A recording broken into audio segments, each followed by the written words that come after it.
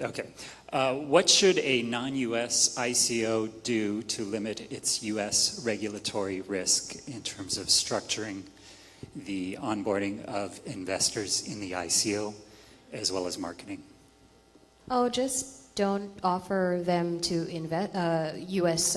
investors, right? So that's one solution. And what does that mean in reality, and how do you actually... because you can just say that, right? But does that really protect you? Sure. No, and I can get into more detail like after, but one of the things that I have done in practice is that we have plugged in KYC APIs to do that data collection, right, for the KYC portion of it.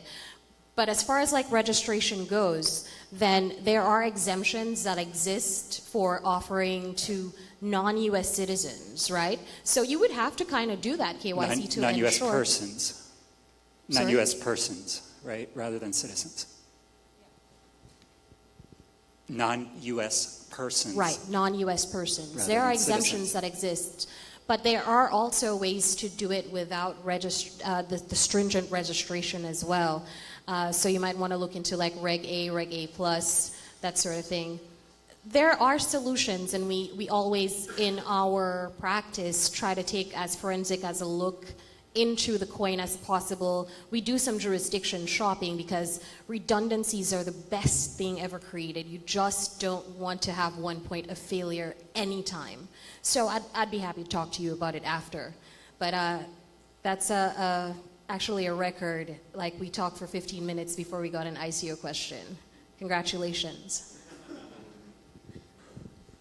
So one of the things that I do love about Bitcoin is that it's the ultimate troll, because you can break the laws of man, but you just cannot break the laws of mathematics. And it just gets around those predatory legacy systems in such a way that cannot be stopped. And I think it's one of the most beautiful things about Bitcoin generally. But I digress. It was a bit of a segue. Does anybody have any more questions?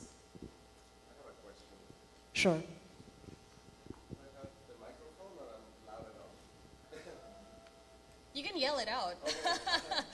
My name is JJ, and thank you so much for doing this. I'm a community manager for Ethereum, Latin America.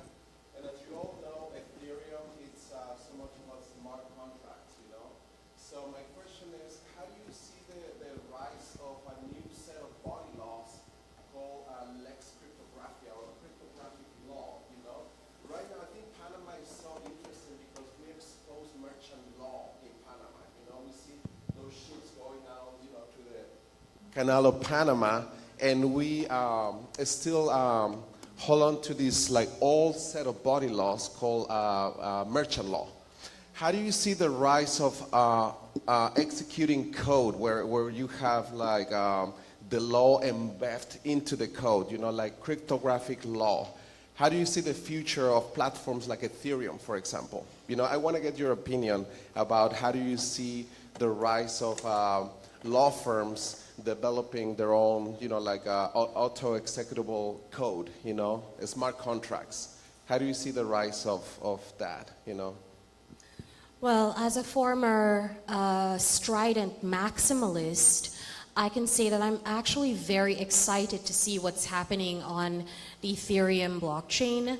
I think it will obviate a lot of our antiquated systems. As far as regulators, you know, brushing up and sort of advancing to understand how these processes work. I mean, dude, they can't even answer a letter in 6 months. What do you expect, you know? So what I'm actually seeing is a lot of execution between private parties, more so, and a lot less adversary. Interestingly, a lot less adversary, because even at the firm, we have not had one issue in years of somebody going like, I signed this contract and this and that happened. I think smart contracts are just obviating a lot of those issues because there's so much consensus that goes into their creation sometimes. And I mean, this is very general, of course. But as I think we're moving away from, you know, regulators being the sort of be-all, end-all, and people are starting to take a lot more personal responsibility. And interestingly, I was just reviewing a smart contract just yesterday for a client. So we're getting a lot of that coming to the law firm, like, hey, can you review this solidity for us? And so we take a look at it, and then we send it out to a third party, you know, with a report. And they come back with a report, and sometimes we do another level because, you know, again, different layers are good. That's how you make things better, right? But I don't know if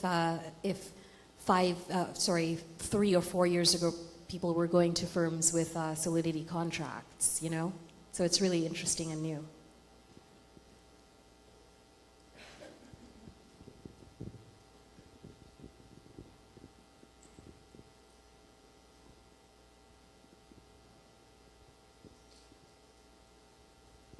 Hello there. My name is Caleb. I come from Mexico. Hola. Hi.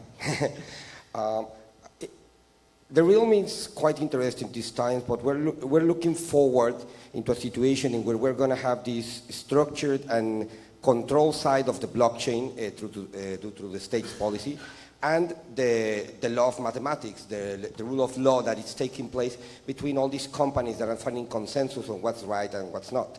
Obviously, it's kind of the law of the jungle sometimes. You have these companies that state at ICO, sometimes it works, sometimes it doesn't work. The people have to take responsibility in investments.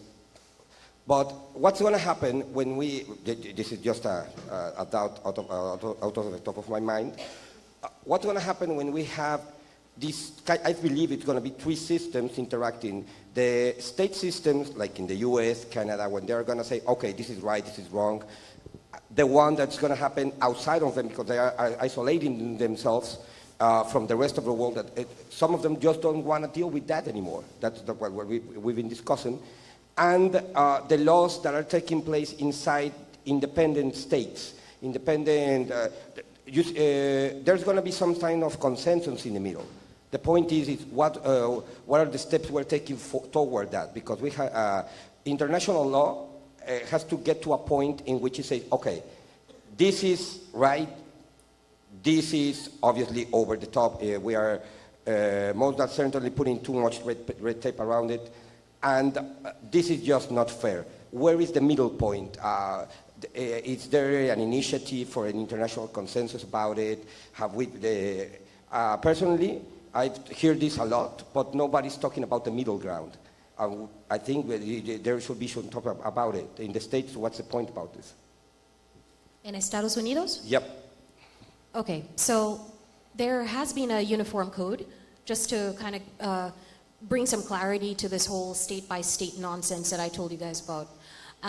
But I don't really think any of the states have adopted it as to date, you know, because as usual, everybody would just kind of like to you know, go on with a comfortable, inefficient way as long as possible, you know, until somebody else starts to see the benefits of the revenue that, you know, evolving from that does, right? And the money transmitter licenses in the States is a moneymaker for them. So it's going to be hard for them to just say, yeah, to hell with that. But, you know, they could always have a fee, for example. You want to offer this to to the citizens of our state?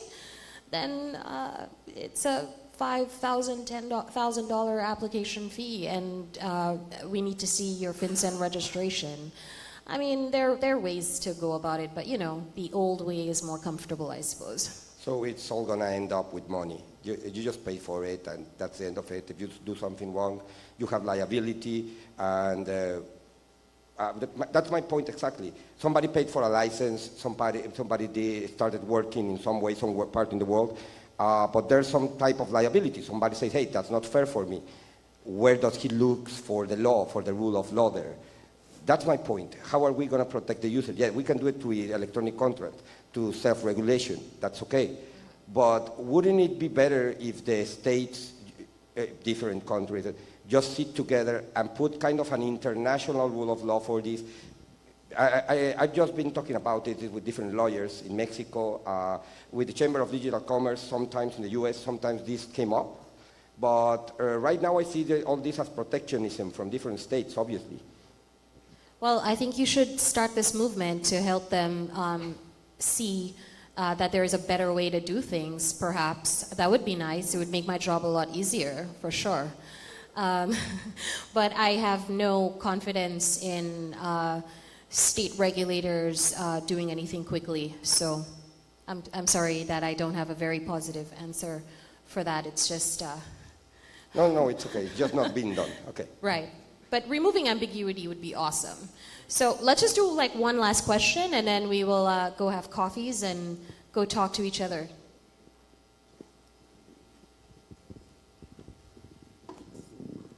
What potential is there for smart contracts to be used in areas such as employment law and family law?